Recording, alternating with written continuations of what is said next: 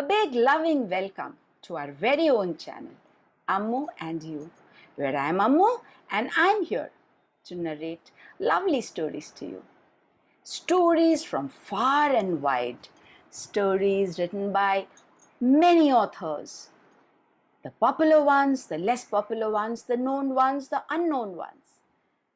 The mythological stories, historical stories, and folk tales. Today, I have a folk tale for you, a Celtic folk tale, the Sprightly Tailor, written by someone we don't know because it is a folk tale, but it has been retold beautifully by Anita Murthy. So, the Sprightly Tailor. Many years ago, there was a tailor in Scotland who boasted to anyone who came by his little shop that he was the fastest tailor in all the land. People smiled and nodded, but the moment his back was turned, they rolled their eyes. His bragging soon spread all over the land till it reached the great MacDonald in his castle at Saddle. Very well, we shall see, the Lord said.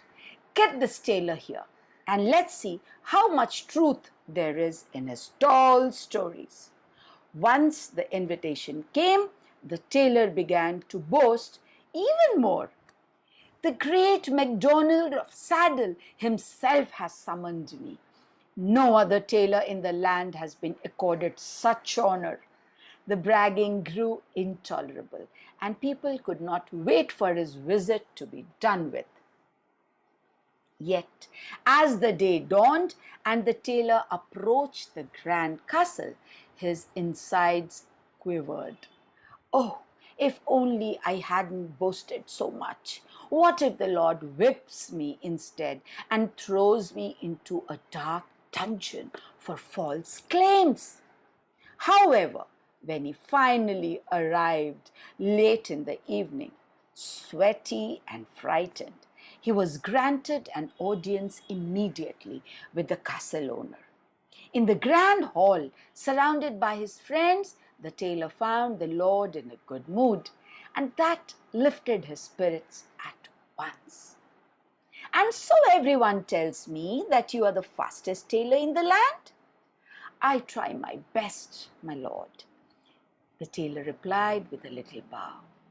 "Ah, a tailor as humble as his reputation is wide." "Well, I have a challenge for you, tailor. Are you ready to pick up the gauntlet, my man?"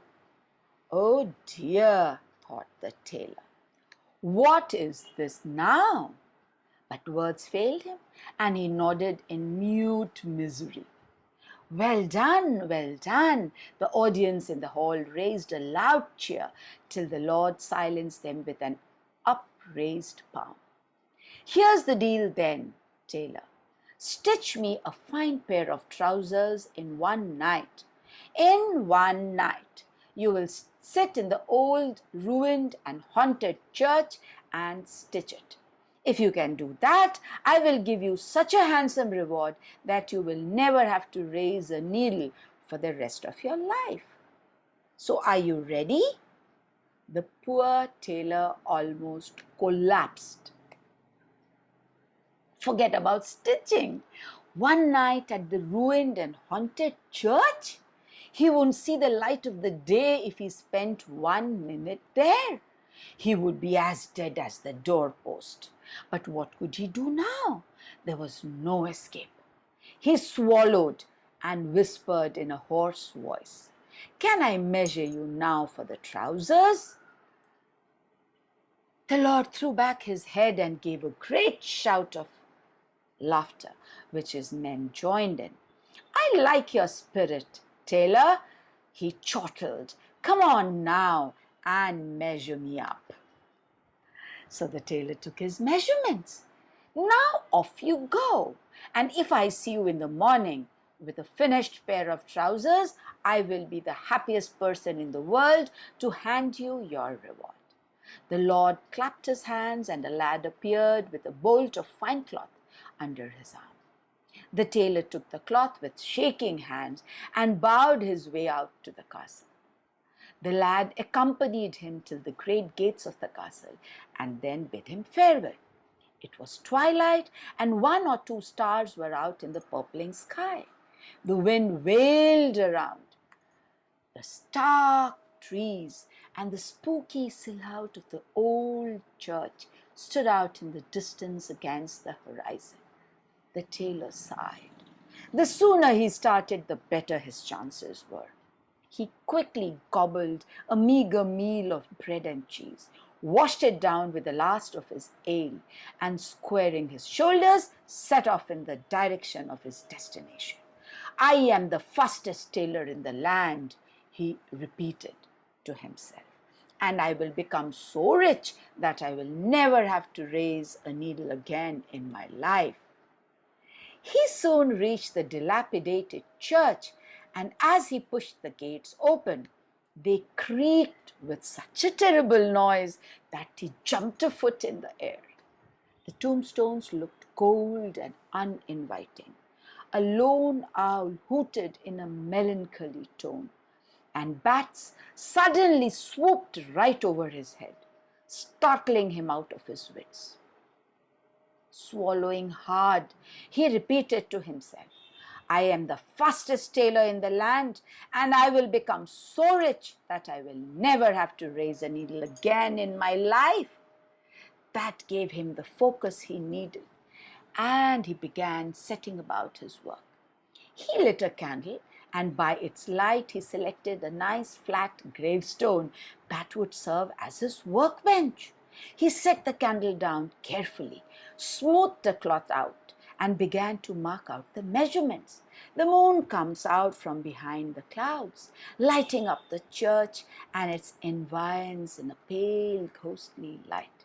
The wind raised a lamentation amongst the grove of trees, and the velvet darkness shimmered with watching eyes and listening ears. But so engrossed was the tailor in his work that he scarcely noticed a thing. He began his cutting carefully, for there was not much of the cloth that could be spread, and if he could cut wrong, it would all be over. His shoulders hunched with tension, and his tongue peeped out between his lips as he concentrated on his work in the dim candlelight. The night grew dark and heavy. Once the cutting was done, he stretched and touched his toes, for he was growing stiff with the chill that crept in beneath his skin.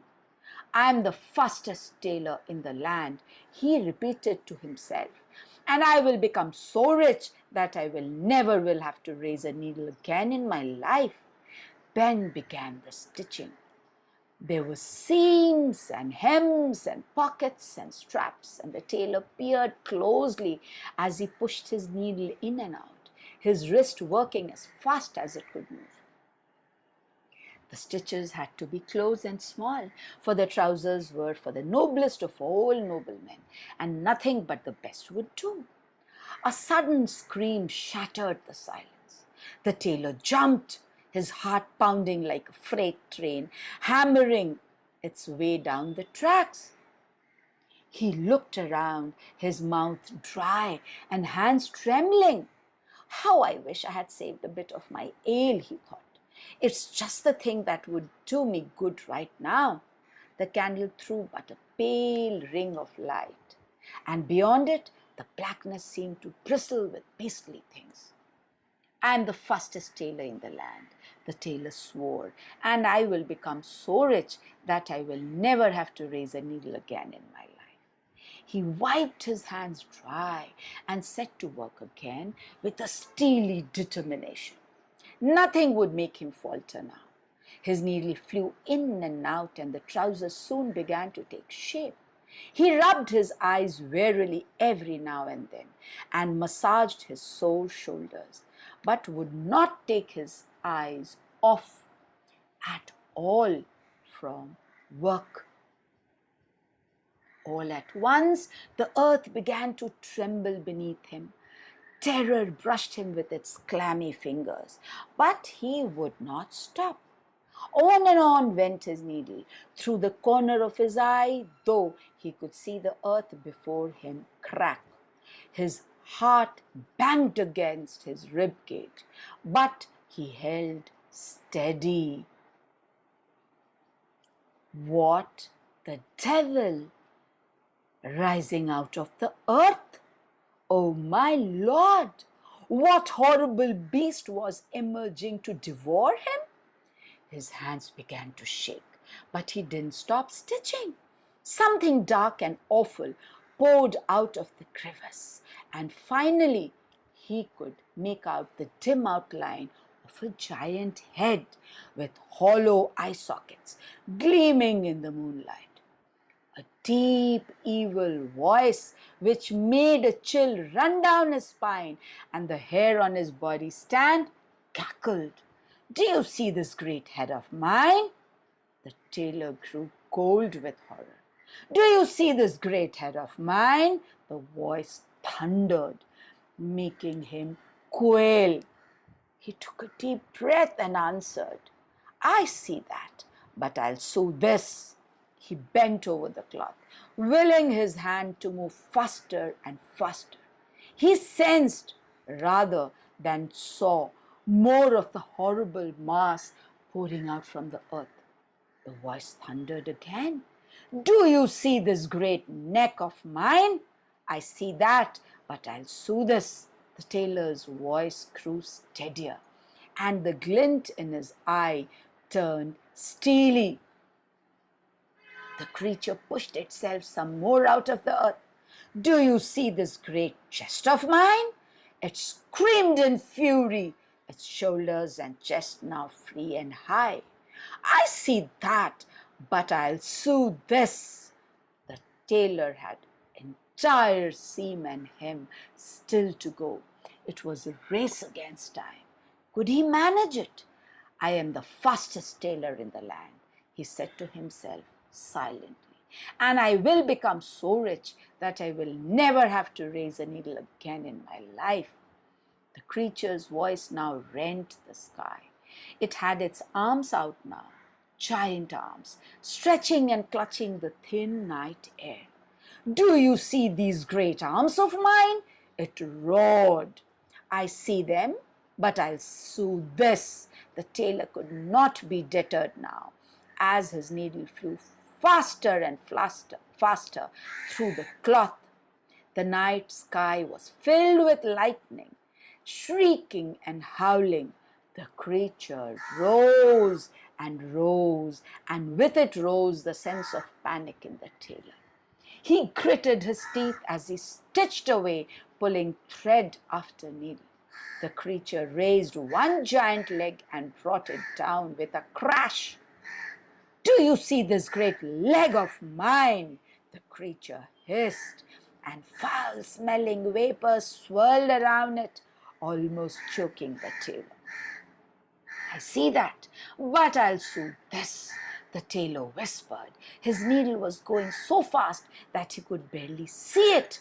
His heart jumped and battered against his ribs like a captured bird. And 3 and 2 and 1, hooray, I am done. He shouted, and in one sweeping move gathered up everything and fled. He ran as fast as his legs could take him on and on towards the castle. Behind him, the creature rattled its bones in frustration. It pulled and pulled until at last its another giant leg was free of the earth. Sending up a roar that shook the entire land, it started in pursuit of the tailor. But the tailor was away and far ahead, not slacking in pace even for a second. He huffed and puffed and ran till his face was red. The dismayed guards watched the puny tailor chased by the terrifying creature, making straight for the castle, and shouting to each other, they began pushing the heavy castle gates. I am the fastest tailor in the land, he cried, as he increased his speed. And just as the gates cranked shut, he slid into the castle grounds. The guards stared at him in stunned silence. The tailor collected himself together, even as the creature raved and ranted outside, screaming in fury. Well, well, well, the hearty voice of Lord greeted the tailor. Honestly, I did not reckon I would see you by the light of the day again, but you have won the deal fair and square, and if you will hand over my trousers now, I will hand over your just reward. Indeed, just as the Lord had predicted, the tailor became so rich instantly that he never had to raise a needle again in his entire life. And the Lord, never suspecting that some of the stitches were much, much longer than the others, was pleased with the fine trousers and used them till they were quite worn out. What a sprightly tailor indeed! What determination!